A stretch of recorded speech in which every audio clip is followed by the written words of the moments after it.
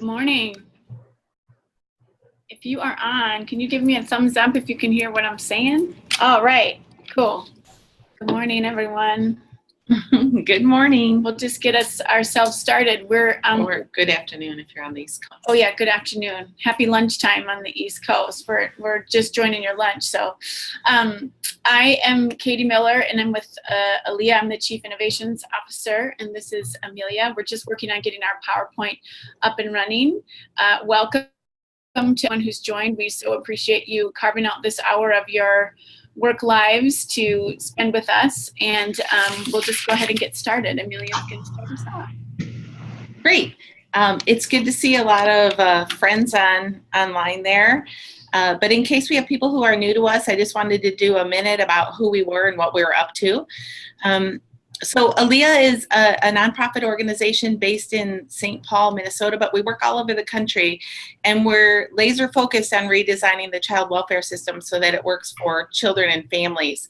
We're more of a do tank than a think tank. We really try to ideate, design, test, fail, and then try again. So we do that with others who are in a similar place in believing what we believe, that we can and must do better by our kids who aren't able to live safely at home, and we must do that now. So the way that we have approached our work is really the story begins last May in 2017. We invited 100 innovators from around the country to an event called 10 of 10 for kids, and we got lots of applications and narrowed it down to some of the 100 most innovative folks we could find who represented diverse geographies and peoples. And we had 10 people from state and tribal child welfare, 10 from federal, 10 from county, 10 people with lived experience, but it ended up being much more than that because our friends with lived experience were also running organizations and systems. So it ended up being closer to 40%. But you get the idea, 10 groups of 10. And we had one of each kind of person representing each kind of group. There's some 10 of 10ers at each table. And we worked with the global human-centered design firm, IDEO, out of the Bay Area in San Francisco. And they use human-centered design not to figure out how to make the child welfare system a little bit better, but really focused on the idea of how do we redesign it so that it works for kids and families. So we did that event, a 4-day event in Minneapolis, followed up by another event, which was an UnSummit, and that came from the results of the 10 of 10. So at 10 of 10, we came up with, the 100 designers came up with an idea called the UnSystem, which is really not ways to make the child welfare system a little bit better and potentially bigger, but really to back up some of what we've done, undo some of the bureaucratic interventions we've created, and really get closer to the heart of what children and families need and what every child needs, which is for their family to be okay in order for them to thrive. So we call that idea the UnSystem. It's not a new idea. It's not only our idea. Luckily, a lot of people have really put their heart and soul and careers into this idea of how do we really help families to be safe and help kids to be with those who they know and love or to whom they're related. So you can see on the slide, really away from this idea of when children are not able to be safely at home, away from blaming and shaming and punishing parents, and then removing and treating children, to an idea of how do we really get families what they need to be able to keep children safely at home. So some of the concepts that were designed at the 10 of 10 were, whole family at the center, using natural community supports, having real-time supports available, culturally specific, locally delivered, family-driven supports. And so we came up with those ideas as a group, and that's what we're using as our North Star to work towards. There's also guiding principles that accompany the idea of the UnSystem, and those are available on our website, but they really focus on at the core of them, treating all relational connections as sacred and doing whatever we can to safely preserve them. So after the 10 of 10 and the UnSummit, which was last October, we learned from the leaders from 11 states who came to that they really didn't want to talk about these ideas. They wanted to try and test these ideas and do it now.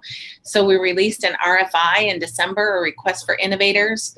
And at the beginning of this year, began working with innovative leaders to test and try ideas. The leaders we work with, we consider very brave and very innovative.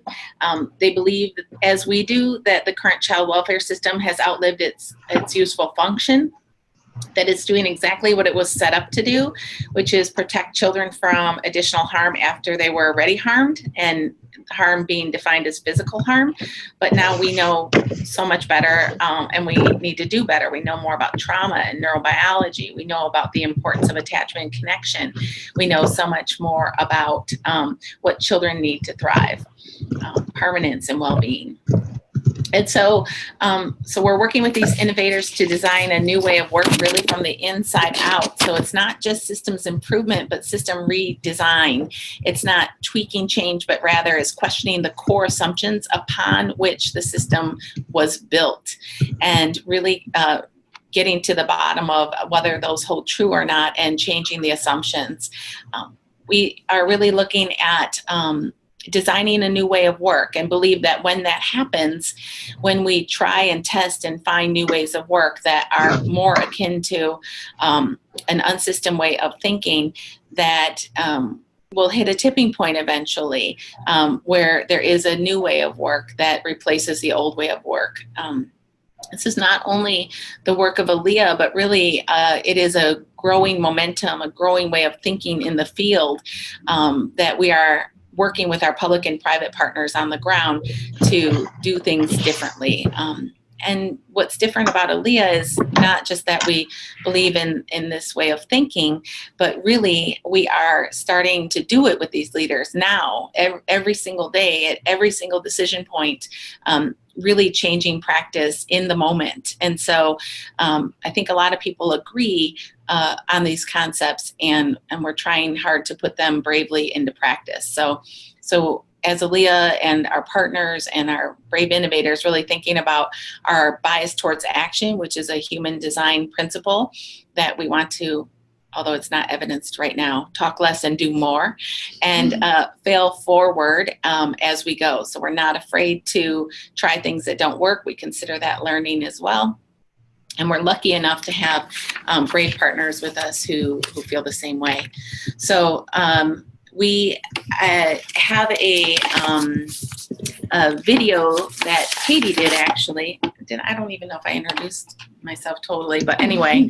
So I'm Amelia Frankmeyer, the CEO, and Katie Miller, our Chief Innovation Officer, was interviewed by Stoked, and they are a human-centered design firm in Minneapolis that helped us with the 10 of 10, and who are applying human design thinking to social problems. And Katie was interviewed about Aaliyah's work in that way. There's a link in the chat for you to watch later. It's about 3.5 minutes approximately, to give you an idea of how we're using human-centered design in child welfare. So I'm going to hand it over to Katie to introduce you to some great folks. Great. So I just want to talk just so briefly about our process a little bit, and then we'll introduce the folks who are in the cohort. So just to give you an idea of our of how we're going about this is we continue to meet with our friends at IDEO, the organization that Amelia mentioned that really helped us to think through and design the 10 of 10. They are the pioneers of human-centered design, and we are able to continue to get their wisdom in this process as well. They developed several years ago a tool that's being used in the education system called School Retool, and suggested to us that this would be a really good fit. So what we've done is we've adapted this process to our cohort. It's super simple, and it's fairly quick moving, and it goes from setting a large aspiration and takes it into smaller chunks so that you can achieve it. So we felt like it was a good fit for us. This is what it looks like. And you'll see on the top, we have developed together an aspiration, and that aspiration is that family connections are always preserved and strengthened. We spent some time on every single word of that aspiration, and we feel, I would say, 95% great about it. And we wondered about if it was audacious enough, but we felt like the family connections piece was really, really important. Of course, that's what we're all about, is these family, and we are also defining family in a broad sort of way. So that's connections to people that you know and love, or know and love you, or might grow to know and love you. And in the cohort, we made sure to use the word always, that we thought that it was always always possible, that in our decisions as a cohort and the cohort's leadership in their agencies, that in every decision, and that the family connections could always be not only preserved, so maintained, but even in addition to that, could be strengthened.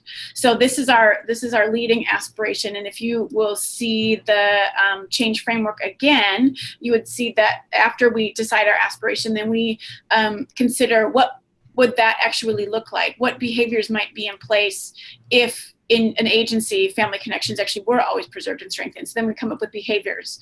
And once we have our behaviors that we're leading towards, we can develop big ideas.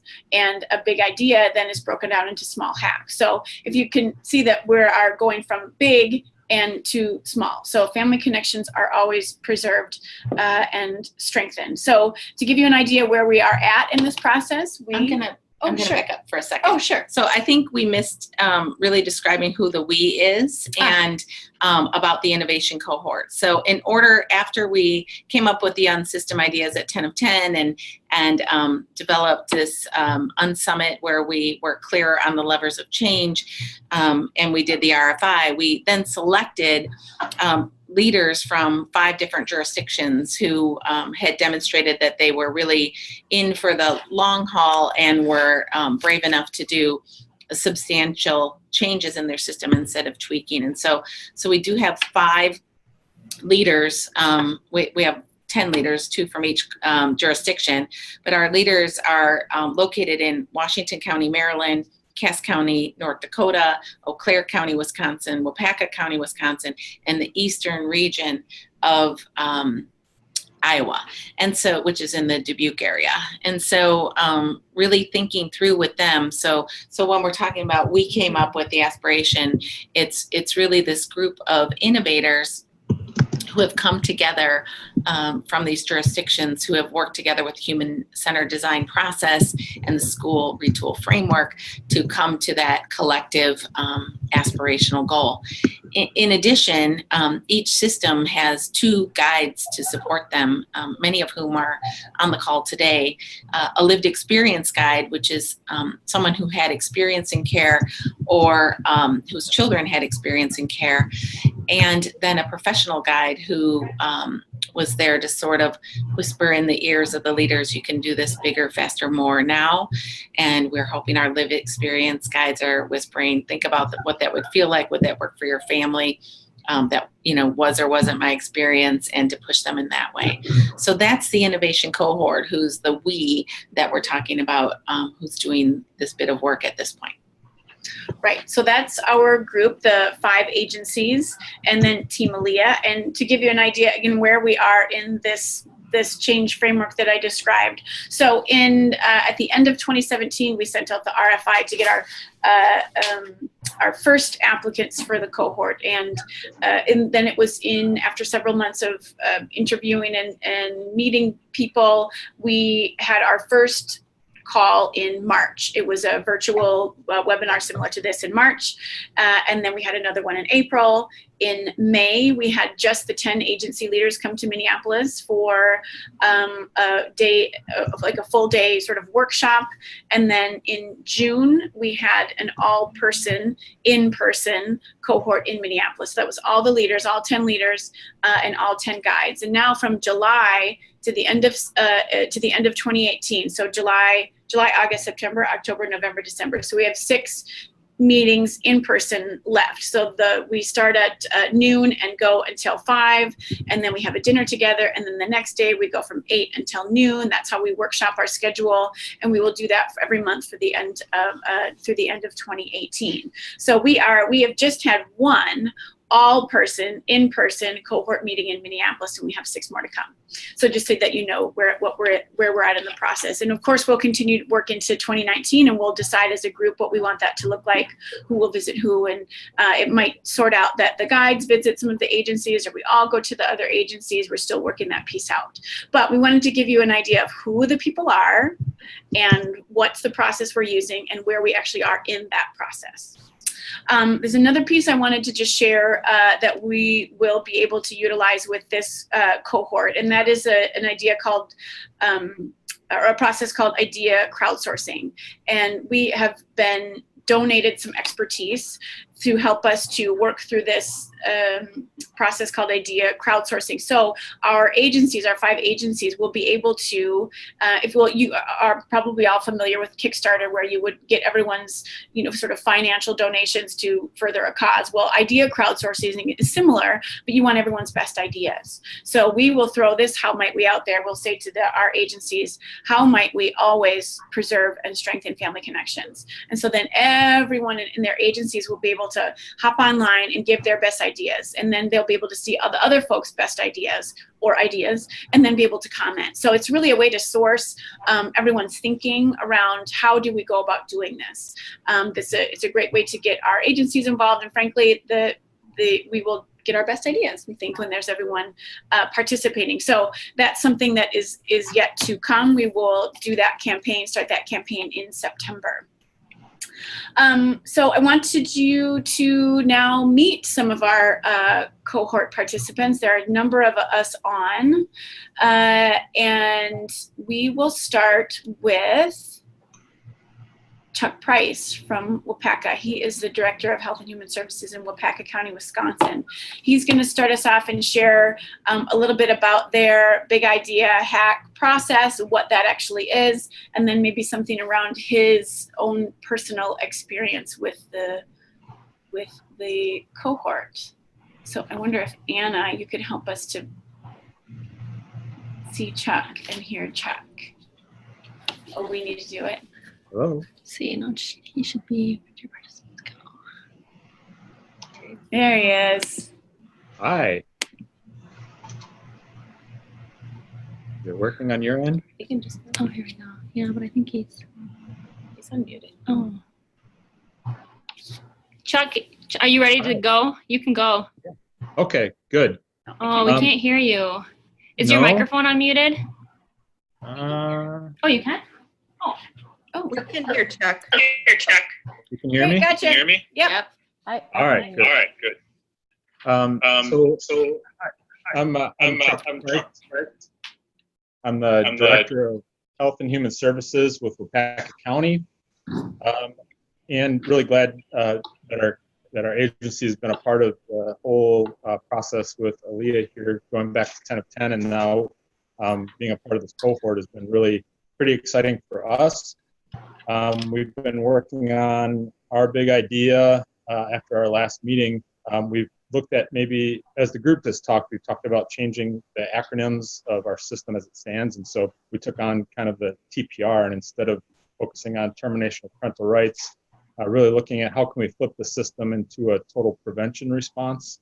And what we had talked about for our big idea is, what if we could shift our resources, total resources, from human resources to financial, fiscal resources, to 55% or more into prevention activities and services. And so, just trying to work towards changing the system from a reaction to a proactive system. And so some of the hacks that we're starting to work on to get there is we're working on a schematic or infographic just to kind of show resources, how they're allocated as we know it today in the system. And then with the helps of our guide and some of our staff here within Waupaca County, use some predictive analytics that what if we did make that shift to total prevention? What does that return on investment look like? What is the, how does the culture change? all those types of things. We have a variety of data points that we're going to look to put together and do some comparisons on. And we're doing those as we speak, so we don't have those like kind of ready to go today, but really want to be able to show folks what we're talking about, not just be able to have to verbalize that. And so if we're in front of county boards and other decision makers in our community, to be able to show them maybe some of the dollars and cents or some of the data that can help us move some of those conversations forward or get more buy-in from the community and staff. And then beyond that particular hack, and maybe a couple steps down, we've really have had great relationships started up with our professional and lived experience guides, Corey Best and China Darrington, and they're going to help us walk through with our staff a community cafe or World Cafe style to start really diving into really a harvest of information from our staff about how does this look and feel and sound to them as we move forward. Staff will be one part of those community cafes, and then parents and caregivers that have been involved or are involved in our system, and then key stakeholders and community partners to help us really maybe turn our agency into a bit of a research subject of sorts and really harvest information from folks that are touching our system. And so that's what we're focusing on right now in terms of what would a total prevention response look like. And I think with the whole idea of the cohort trying to change child welfare as we know it, it's obviously a big undertaking, and I think the process for us has seemed a little less daunting as we talk about smaller hacks and how can we kind of take smaller chips out of the big piece and move forward. And I think the support of the guides has been really instrumental as we get to know them over the last couple of weeks here. And so I think as a cohort, we're all ready to go and do some heavy lifting. But I think we're probably still feeling out the process and ourselves a little bit, and probably still a little bit on the safe side. So I look forward to ourselves pushing kind of and jumping out of the comfort zone in our respective jurisdictions and then as a group of cohorts. Thanks, Awesome. Chuck. Thanks, Chuck. Yeah, and I think Chuck really touched on something that we've, or a couple pieces. One is that we're fairly early on in this process, and two, we're in this constant. We constantly want to be challenging ourselves, and I like what Chuck talked about, and you'll probably hear this from some of our other folks as well. Is this big enough? Is this different enough? Are we stuck in the current system? And there's this tension between, well, we are literally in the current system. So how do we approach it as is now, because it is here today with us, and how do we think differently? So we're in this constant tension about, are we thinking big enough, and is this sort of realistic? So thank you so much, Chuck. We are going to introduce you to 4 more of our cohort participants, just so you know how the rest of this time is going to go. They'll each talk for a few minutes, and then we'll open it up to the group. So next, let's hear from Ms. Shenandoah Chevalo. Hi. Hi, Shen. Everyone can hear, so we're good. Yep. So I'll jump in.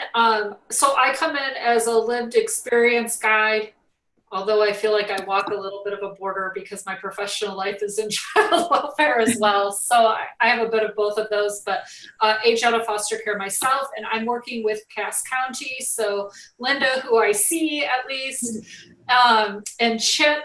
And, I think what you're saying, and to jump off of sort of where Chuck was, right? We struggled at least in June with this idea of, it felt like we were tweaking the current system. And I think that's always a challenge, right? Like the things we're talking about are potentially revolutionary, but are they a tweak to the system? And we came back together and we said, no, we can think even bigger in June.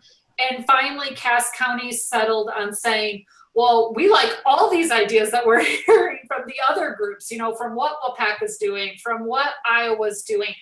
And we said, what if we did all of those things, right? So what if we can, yes, and Aaliyah's favorite saying, yes, and, right?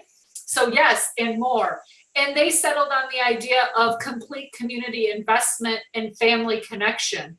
So this idea that, yes, they have things that they need to do internally, but they also need investment from outside sources to make those big changes and to always connect and preserve family connections and what that will even look like. So that was our big thing, right? Our big idea is complete community investment in family connection, which I'm super excited about. And when we said, so what's your hack from that? Because that's obviously a huge, big idea. So how do you eat the elephant? And Chip and Linda really said, well, if we're going to ask the community to invest, we really need to invest first, and we need to show the community that we're investing. And so they started with this idea that they needed an early intervention strategy, and they were going to go home and begin implementing that, which meant that those calls that came in that normally didn't rise to the need of an investigation weren't really getting dealt with, and there was something that needed to happen there. And so their hack for this month was to go in and what can we do with those families that don't rise to investigation yet, but probably will in 30 or 60 or 90 days that we're currently not doing much with. And they're working on that. They've gotten some great buy-in, I know, from their staff and other people. And I talked with Linda and Chip briefly with email this weekend, and they're like, bigger, we have to think bigger. So that seems to be the trend that we keep hearing back, right? Is yes, we're in this system, and that's what my email said on Saturday. Okay, we've been back home now, where the excitement of being together as a group has sort of started to wear off, and the day-to-day, handling everything day-to-day in your office has come in. But I'm excited to hear how their actual implementation will go from my end. For me, as a lived experience, it's always like more, faster, quicker. Because I think about every kid every day that we sort of miss by waiting, another 24 hours, another week, another month. So I'm excited. Shen, great. Thank you so much. And thanks for all your head nods, Linda. Let's throw it to Tiffany, who is joining us from Washington County in Maryland. Tiffany is the Deputy Director in Washington County. Where's Miss Tiffany? There you are. No, I never do. I'm not sure if we can hear you. Let's just see. Here, she's to talk louder. Oh, okay. Need you to talk louder, Tiffany. No, she's not. There you go. Can you hear me? Yeah. Okay. So, Are you at home or at work? That's such a cozy office. Oh my gosh. yeah, lots of things bring me around my space. I love it. I love it. So, Washington, we started with an idea really around that no young person be placed in a group in a care setting. We did some steps in that direction, and as other people have talked about, it was really a push to go bigger. And the question, well, why should they be in the system anyway? And what can we do even that question from the beginning? So kind of working with the youth that we have now, make sure that young people we have custody of now, we're doing thing for them, and also now kind of taking our work stream or to the next. So big idea that we settled on when we were together was that Washington County systems ensure that families have the resources need for their children to thrive in their family and community. Idea that when families have employment and care and things like that that can support families, that the likelihood that they'll then need our service later is reduced. And so we had some thoughts around how we could partner with community. Is Tiffany going in and out for others? Maybe, Tiffany, if you're on speaker, can you pick up a handset? If you're on speaker. Is that better? So oh, much. yeah, thank great. you. Okay. Go ahead. Okay. This is the first time I've tried to do it from my office, so I didn't know if I was talking through the phone or through the computer. So Great. This is perfect. okay. we started to talk with our partners about how they could support the work as an early intervention. And so to be quite candid, I was really very surprised at how well it went. I expected a lot of pushback, and it really went better than I expected it to go. And so the lesson for me in that was that you have to kind of get rid of the preconceived ideas that you may have about whether it's going to or not. Some of the other things that we have really appreciated about with being part of the group is the feedback that we get from other people, not just our lived experience and our professional guides, but from the other folks in the cohort who are working with us, and from Aaliyah, who are really challenging. And, you know, some folks don't always like the idea of pushback. That term doesn't bother me, but I think that you do have to push each other to the next level and in their thinking, and really kind of challenge. And we have appreciated that. And also we see just daily changes in language. So they talked about the yes and I find myself using that all the time with staff. And so that has been helpful. And this bias towards action, I know that when a lot of people feel like, oh, we need to talk about this, let's schedule a meeting. You spend 3 weeks trying to schedule a meeting to just talk about something. Like, no meeting, like let's come up with something now. And so the language, I think, has also been very helpful to our work in Washington County. Wow, awesome. Tiffany, thanks. Thank you. Next, we will hear from Tom. Tom Worth is coming to us from Eau Claire County, Wisconsin.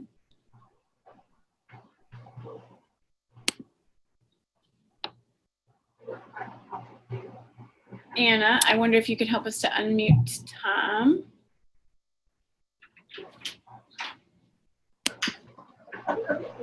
Yeah. Yeah, Tom, can you unmute yourself? There you go. Okay. Oh no, that's Tracy. How's that? Yeah. Great. All right, this technology is wonderful. Good afternoon, everybody. Thanks for letting me throw a couple of our thoughts in here from Eau Claire. Certainly, we have been really excited about the work we've been doing here. The prospect of family connections are always preserved and strengthened has really kind of been a landmark kind of concept that we've rooted a lot of different things in. You know, for us, we have a number of kids that are in alternate care for the size of our county. And so the fact that kids are being placed in homes where they have no knowledge was really, is really something that we saw as our big idea to rid ourselves of that. So no child would ever go into a home where they don't have a connection or they don't know the caregiver in that home. It's really our big idea. To that end, it's a huge cultural change for us. So we've been working on our small hacks, have been around, first of all, talking to our staff about who in the life of that child or adult is that, who are they connected to? And really searching hard to make sure that there are connections there that are that are alive and well.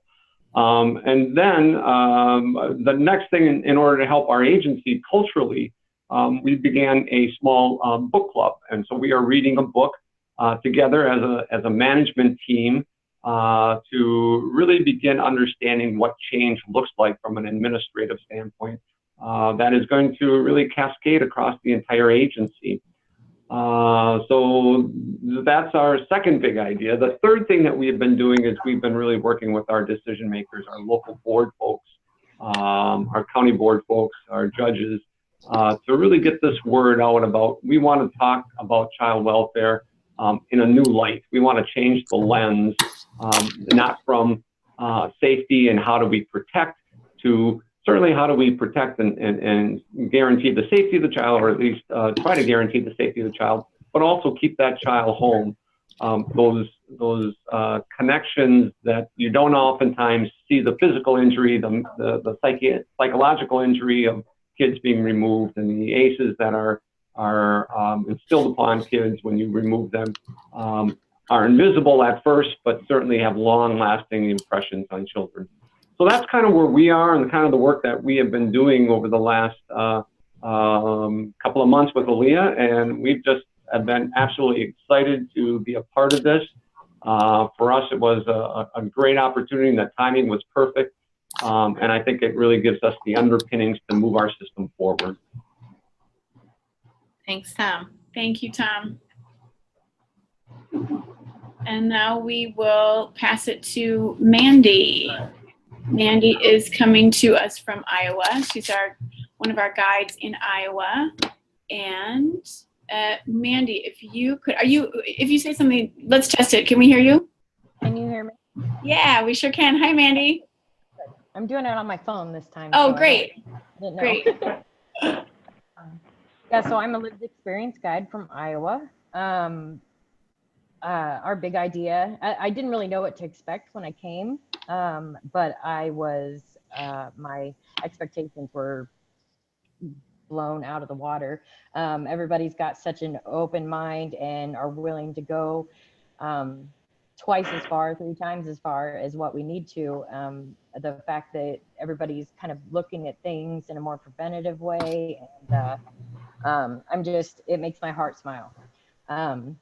I experienced a lot of trauma as a child, so I know that emotional well-being of the child is so important. Our Iowa, and Lori and Janae and Brian could speak more to this because I'm not a trained professional, but our big idea was that no child will ever be placed in a stranger care, and maybe redefining the foster care role.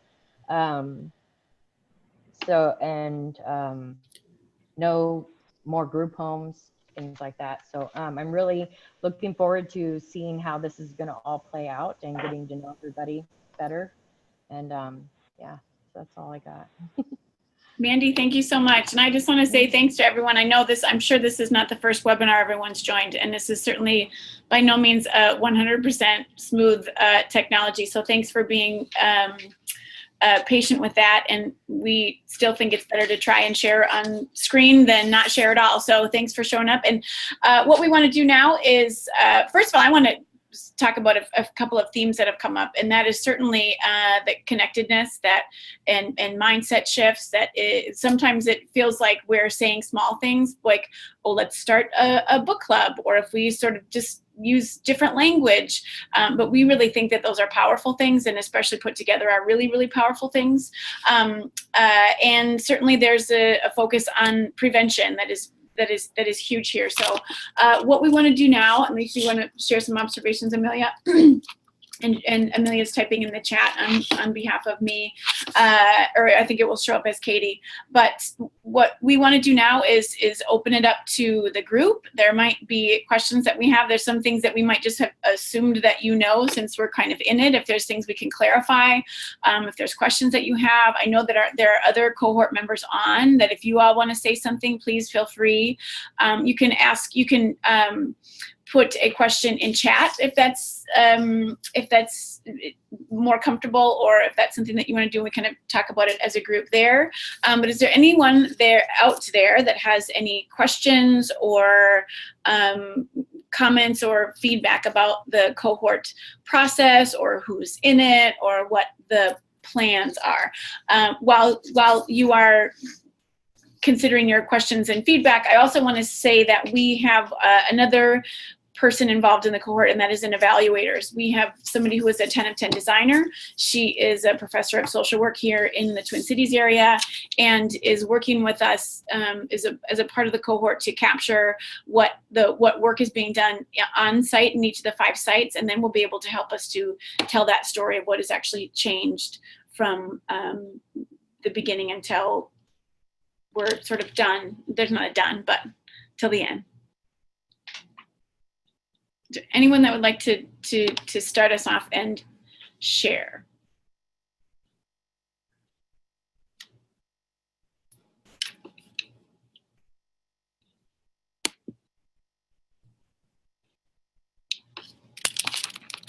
This is Linda from CAS. I just wanted to reiterate a few of the things that Shen said and Tiffany, in that the new language is a common language now in our agency. We had a division meeting. We talked about what our big ideas were, our aspirations, and then the hacks, along with we're posting the guiding principle or the school ideal. As far as the yes and fail forward, I think those are really impressive ways to start talking the change process. So I appreciate that. And I believe we have a huge commitment from our agency, from our staff, and from our county. We were just granted a position to begin some of the new ideas, the new work with for our big idea. So it's really exciting. Congrats. Yeah. Yeah. Beth had a question for Eau Claire in the chat about what book you're reading for your book club.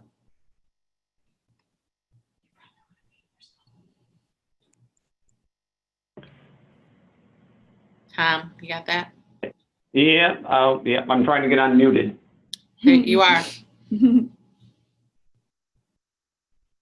We can hear you. Could hear you. You know the answer, don't you? It's one of the Margaret Wheatley books, but I think that you can put it in the chat too if that's easier. Yeah, we are exactly, Katie. It's the one that you recommended to us. We one of the, I think the author's name was Margaret Wheatley. Is that correct? And it was changing. I don't have the exact title of it right in front. We haven't started reading it. We just ordered it on a book club organization. But it's changing management philosophies. And I can certainly put it on the chat. I'll grab it and get it on the chat for you. We've got it in the chat. Finding our, we'll put it in the chat. Yeah. Finding Our Way by Margaret Wheatley. Thank you.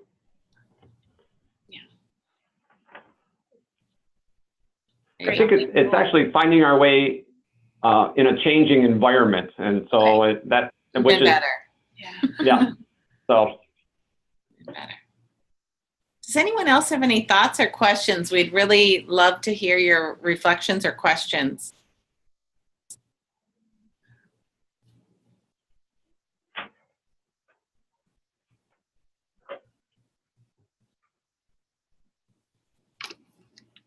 You can put them in the chat box.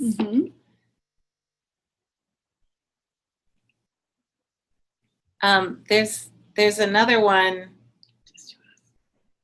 a question that came to us about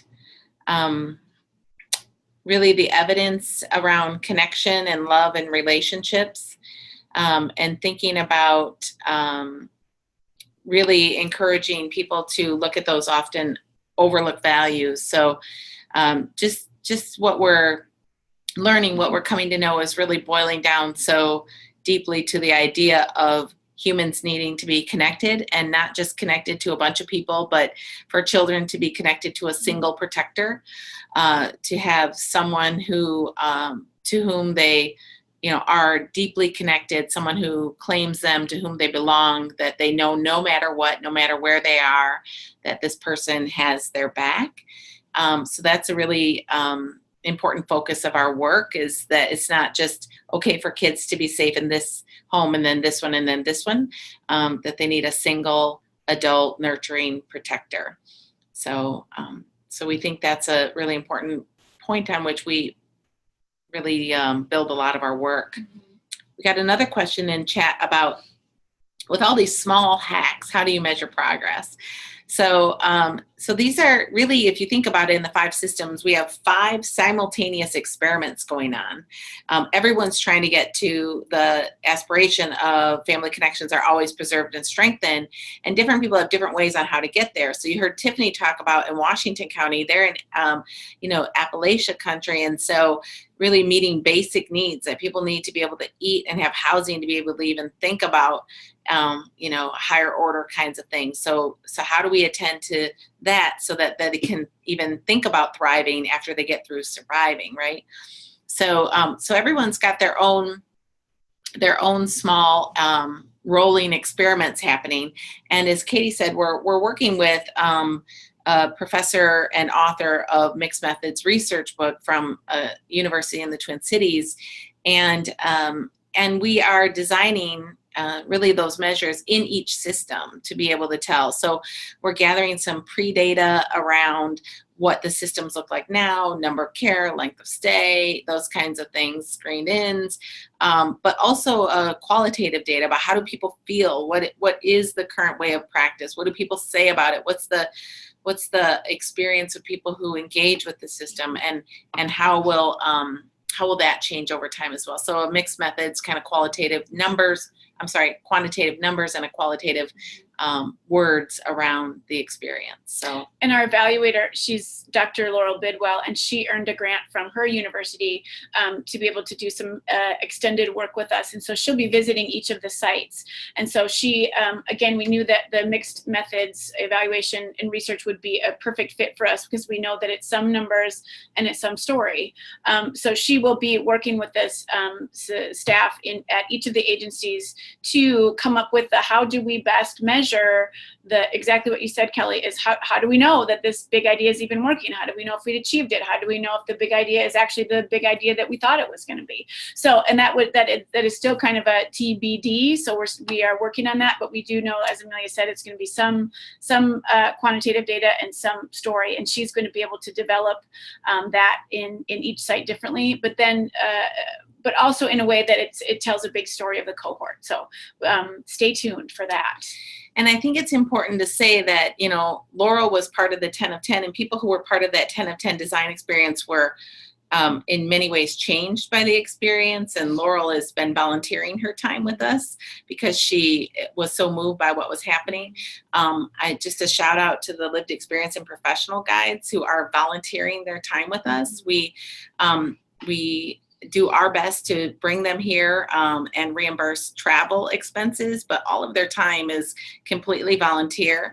And there's no financial incentive, again, for the systems. This is just a bunch of people who said, we've got to do something. We can't keep doing it the same way we've done it, and let's take our best stab at it and do something.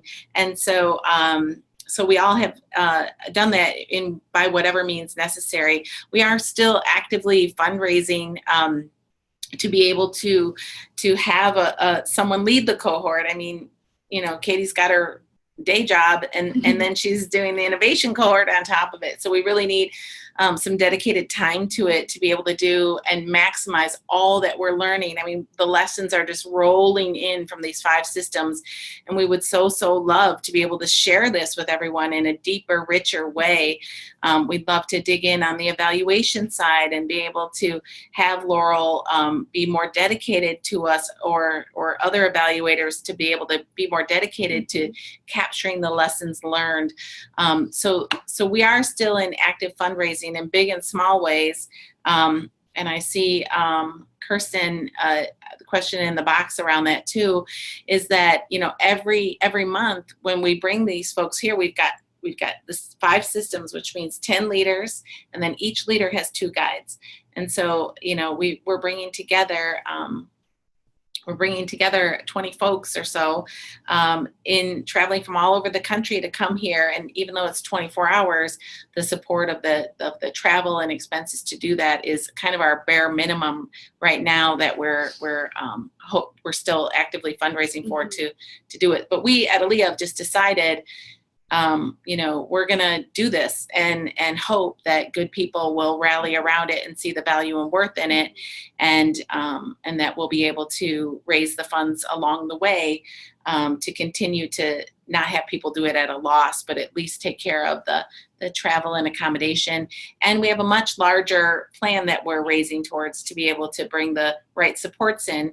Our systems really need community cultivators who can help with their court system and their schools and the public mindset around, why don't you just take those kids away from those bad people? Isn't that really the way out, and they should be punished for what they did to kids without really understanding that their own trauma is showing up often in parenting, and they too are in need of our compassion and our support, not our punishment. And to replicate that primal wound of separation does no one any good. So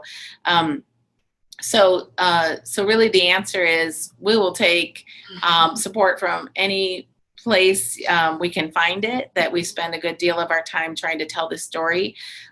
We are so wanting to capture, gather, and share the learnings and advance it in other places so that more people benefit from the brave work of these 5 jurisdictions.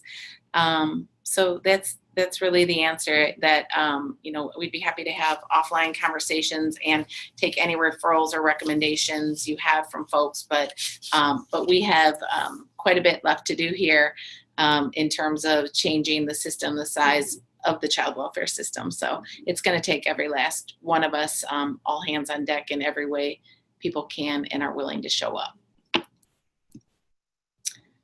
And I just wanted to kind of go back to what Tiffany said.